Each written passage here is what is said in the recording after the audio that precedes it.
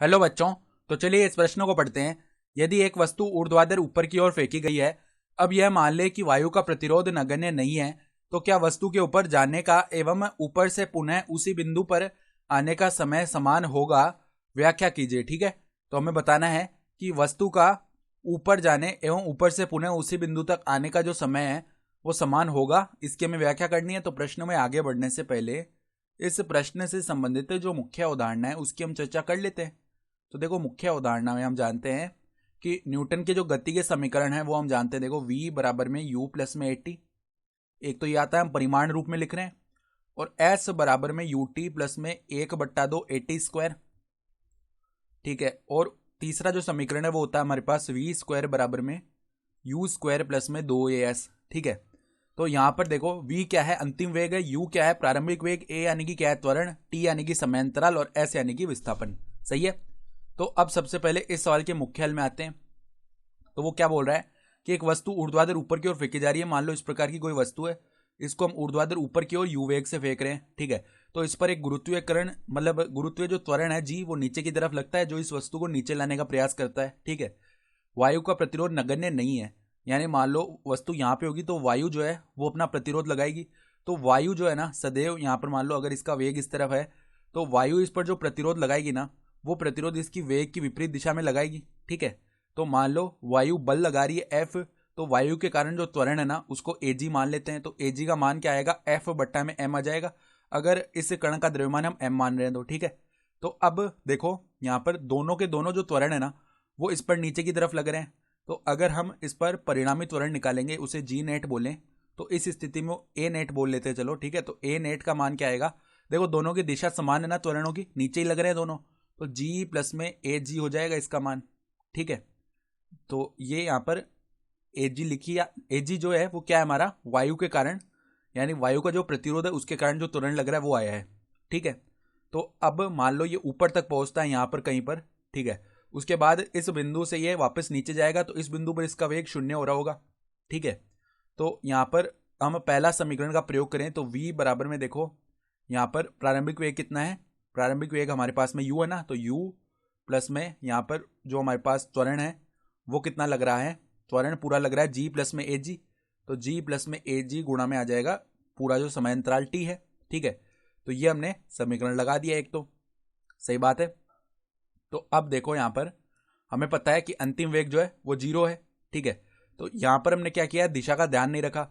अब देखो, हम दिशा का ध्यान रखें तो ऊपर वाली दिशा को अगर हम प्लस की दिशा बोले, नीचे वाली दिशा को हम माइनस की दिशा बोलें, तो यहाँ पर देखो जो अंतिम वेग है ना वो प्लस का ही आएगा, लेकिन जो प्रारंभिक वेग है ना वो भी हमारे पास क्या आया? प्लस का ही आया, क्योंकि ऊपर की तरफ आ रहा है प्रारंभिक वेग।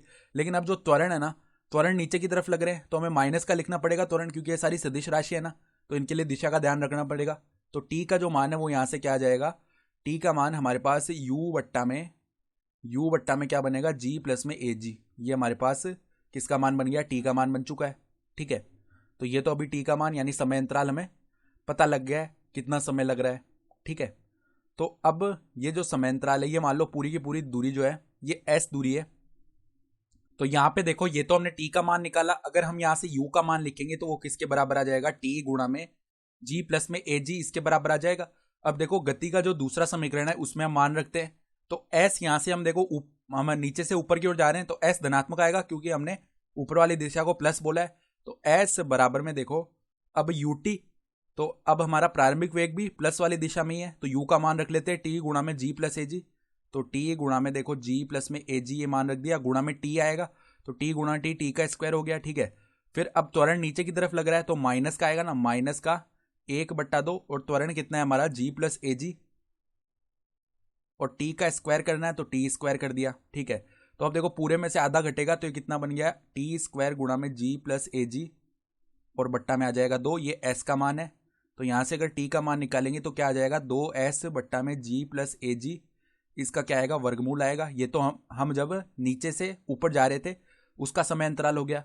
अब v बराबर 0, अब हम क्या कर रहे हैं? ऊपर से नीचे आ रहे हैं, तो मान लो जब ये थोड़ी दूर चलेगा तो इस पर वायु का प्रतिरोध लगेगा। तो वायु का जो प्रतिरोध है वो किस दिशा में लगेगा? देखो, इसकी वेग की दिशा की विपरीत दिशा में, यानी ऊपर की तरफ, और गुरुत्वीय त्वरण तो नीचे की तरफ ही लगाना। ठीक है, तो अब की बार जो हमारा त्वरण है ना पूरा, यानी ए नेट दूसरी स्थिति की बात कर रहे हैं, ये तो पहली स्थिति थी।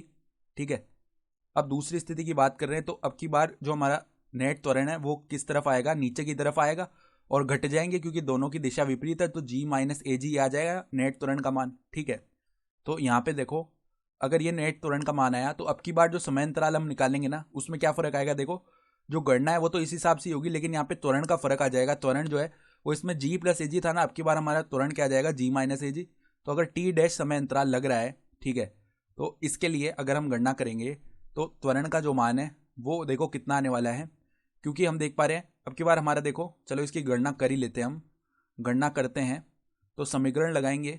समीकरण में देखो हमारा अब की बार प्रारंभिक वेग 0 हो गया है और हमें s दूरी तक चलना है, तो s देखो नीचे की तरफ हमने माइनस बोला है ना, अब की बार नीचे की तरफ आ रहे हैं तो माइनस s लिखा जाएगा। बराबर में हमारा प्रारंभिक वेग तो 0 ही है, तो वो पद तो पूरा 0 हो गया। ठीक है, फिर देखो हम नीचे की तरफ आ रहे हैं तो त्वरण भी नीचे की तरफ लगा, तो माइनस का आधा गुणा में g माइनस ए जी, ये त्वरण हो गया, और t डैश का स्क्वायर।